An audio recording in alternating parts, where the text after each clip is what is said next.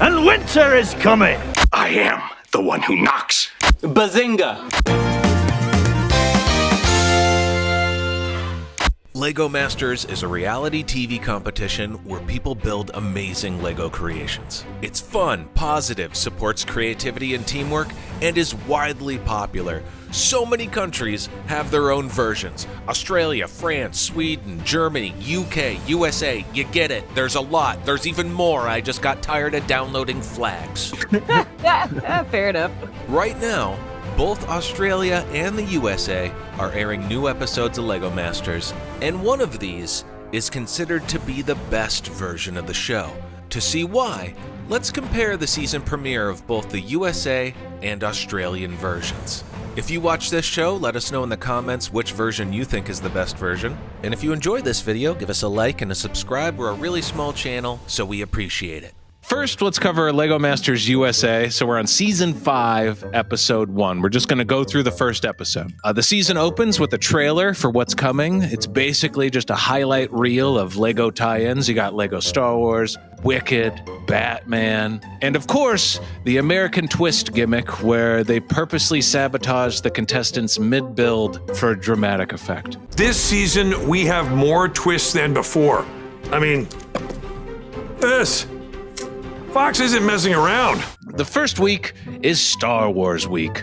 Stormtroopers march out, people scream, Darth Vader walks in, and people act like they've never seen a Halloween costume before. One guy loses his mind.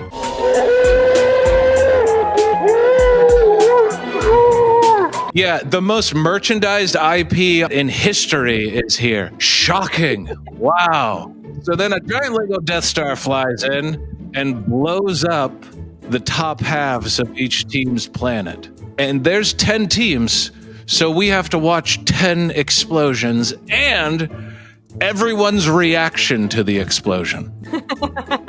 Then we meet the judges, Amy and Jamie. They know their stuff, but still, somehow, after 5 seasons, they're still very stiff and distant on camera. We'll be judging you on your creativity, storytelling, and technical ability. It's really about creating a world in which your personal story is showcased.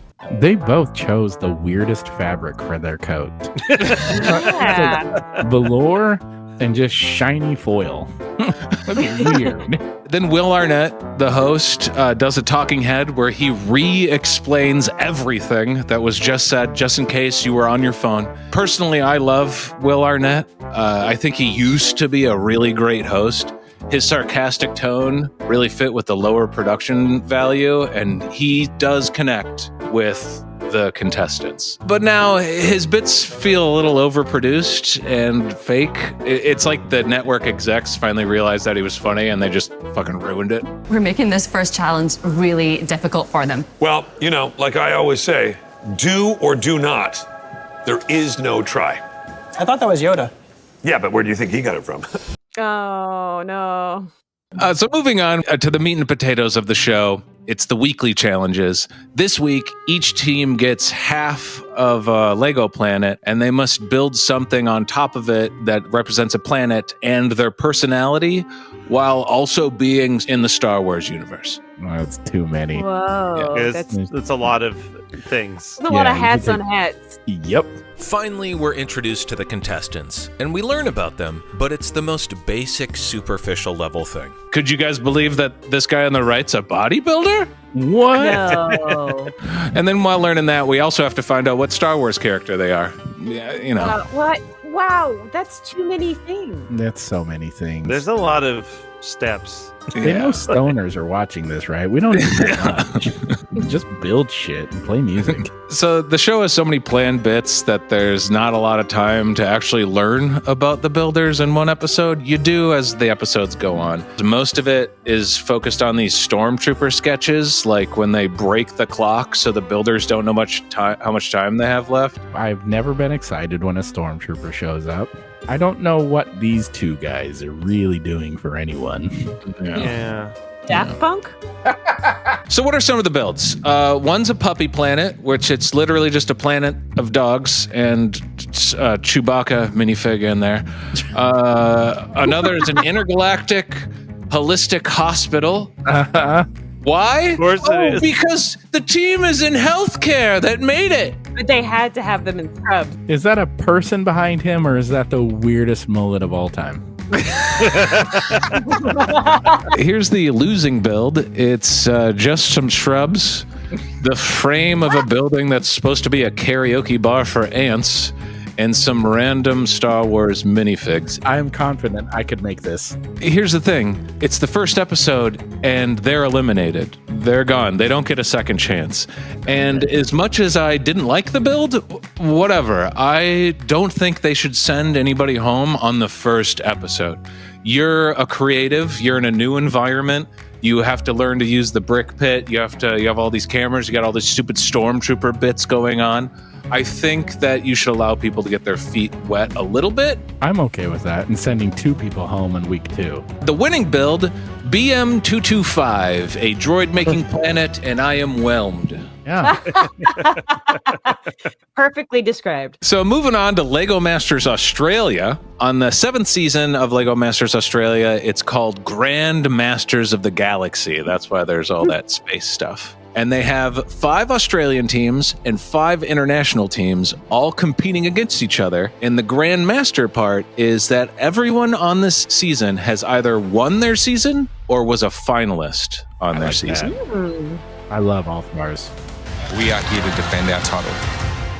We're back for one thing. Redemption. Just watching the preview of it, you'll instantly notice that these builds look so much better. Like museum level builds. Oh, whoa. These are some elite builders that we get to watch. Holy shit. People walk in and we're briefly introduced to the teams. A couple of them are from the US version of LEGO Masters. So if you're unfamiliar with the Australian version, you can go in and see some familiar faces. So that's another awesome thing about it. Nice. Then we're introduced to the judge on the left. That's Brickman. And the host, Hamish Blake, on the right. Hamish is hands down the best LEGO Masters host. I had no idea who he was before watching it, but now I am a big fan. He's got perfect comedic timing, dry wit, and self-deprecating charm that works brilliantly with the contestants. Skull and crossbones in the front. Ooh, it's cool. What have we got here? What is that? Needs the skull. Well played, sir. Yep, that's a boner. Brickman, the guy on the right there, he is the opposite of the USA judges, Amy and Jamie, in the fact that they're basically robots judging, and Brickman feels what he's judging.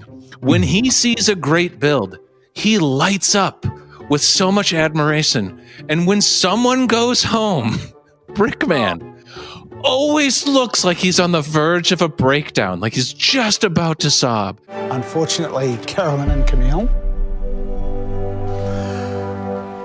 I'm really sorry. Just an anti-Donna character crying on the Legos. Anyway, I love this man. So what's the first challenge? Your job will be to receive a small ball on one side of your bench, build a creative contraption that travels it through a world that expresses your creative instincts, then deliver it to the pipe on the other side.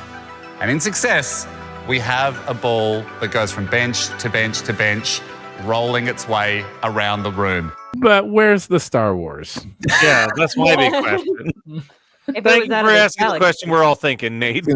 We actually see the building process and we hear teams talk through their ideas. This is how you get to know the contestants and appreciate their creativity. On this, no team goes home on the first couple of builds. Instead, there's a scoring system. Each build's worth 20 points. And if you're at the bottom, then you're at risk of elimination.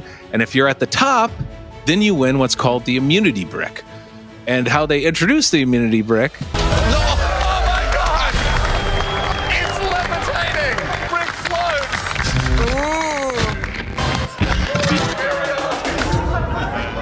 This blows my mind. I can't. If you watch the show, this is Jordy from season 1. He's a fan favorite. Did they put him in a thong?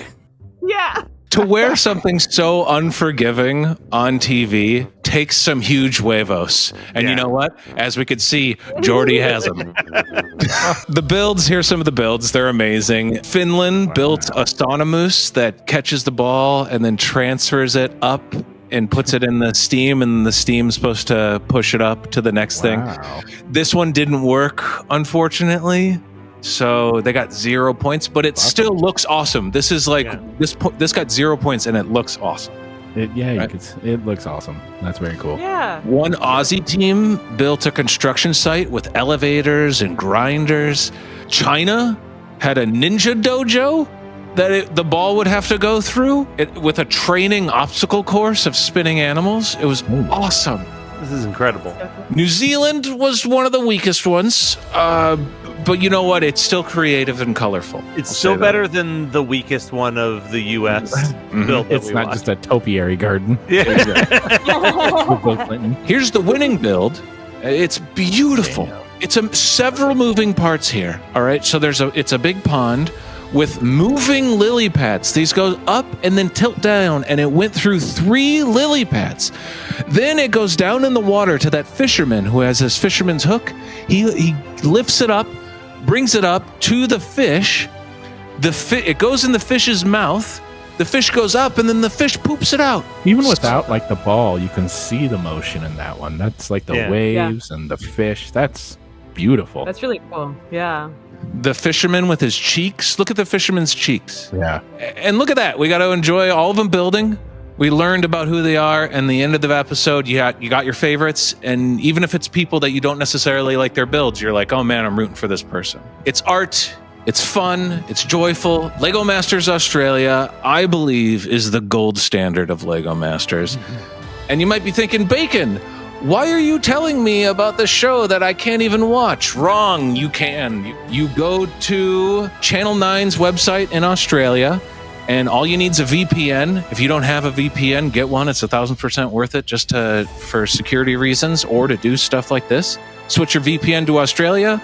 Boom. Lego Masters legally. Nice. Right?